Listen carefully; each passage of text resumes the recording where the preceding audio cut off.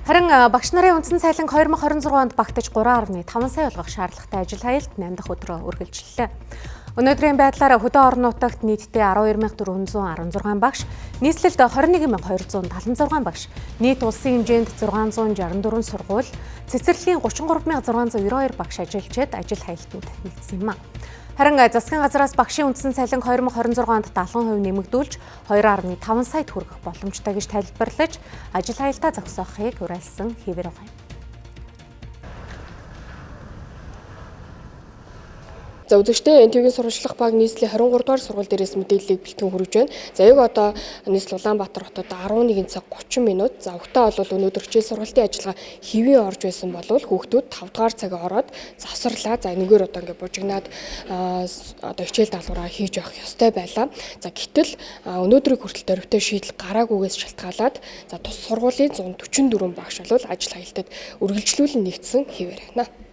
За манай сургуулийн хувьд бол одоо мэдээллийг бол 5 дахь өдрийн үдээс хойш ерөөхдөө бол эх 7 хоногт энэ 7 хоногт бол хилцээрт бол хүрч чадсангүй гэдэг мэдээллийг одоо Монголын боловсрол шинжилгээ ухааны үйлдвэрчдийн эвлэлийн холбооноос мэдээлсэн. Тэрний дагуу бид нар бол 5 дахь өдрийн үдээс хойш буюу орой бол эцэг эхчүүд болон сурагчтай болоод одоо сошиал болон бүхий л сувгаар бол мэдээлсэн байгаа. Ер нь бол ажиллаа хийх нь хамаагүй амар. Гэхдээ энэ чинь зайлшгүй хэрэгцээ шаардлагаас болоод л бид нар ингэж сууж байгаа шүү дээ, тий. Өнөөдрийн нөхцөл байдал бид нарыг ажиллаа хаяхаас өөр аргагүй байдалд хүргэж штэ. Багш нар өдөө хүртэл төвцсөн.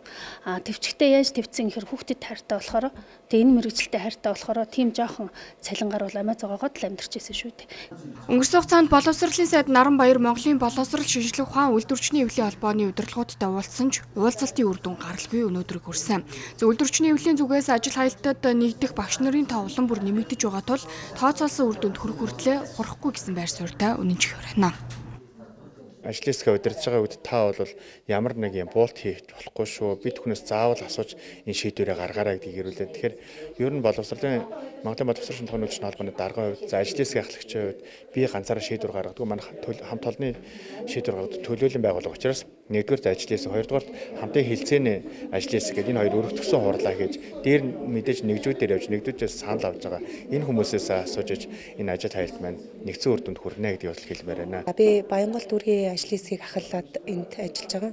За манай Баянгол дүүрэг болохоор нийт 22 сургуультай. Тэгээ үүнээс ерөөхдөө одоо өнөөдрийн байдлаар нэмэгдэж орж ирж байгаа 3 сургууль байна. За тэгээд олон улсын Кембриж хөтөлбөрөөр хэрэгжүүлдэг 2 сургуулигаа шинэ нэрийн шинэглэл.